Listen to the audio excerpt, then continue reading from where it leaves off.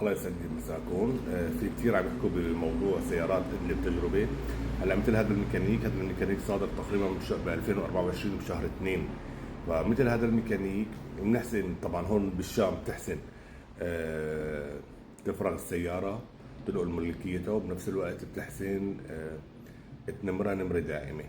فقط بدك تروح على وزاره النقل، بتراجع مديريه النقل، بتقول لهم بدي احصل على رمز مركبه مع تاريخ فحص. بيعطوك رمز مركبه مع تاريخ فحص، لانه هذا المكنه بكون لسه ما نازل على السيستم. بنزلوا لك اياه مشان يحسن الفحص الخاص. يعني الفحص الخاص يحسن ينزل لك الفحص اللي هو بيعمله على السيستم. فمثل هذا الميكانيكي بتحسن انت تفرغها بالشام وتعمل لها بنفس الوقت نمرة دائمة. بينما الميكانيكي اللي جاي مثلا اسمها، طبعا في ميكانيك، في من الميكانيكيات بكون مكتوب عليها حكومة إنقاذ، وآخر ميكانيك سووه هذا ما بتحسن تفرغها حصرا. هاي مراجعة مديرية نقل إدلب حصرا. أما مثل هذا الميكانيك بتحسن تفرغ السيارة وتحط لها لوحة دائمة بالشام.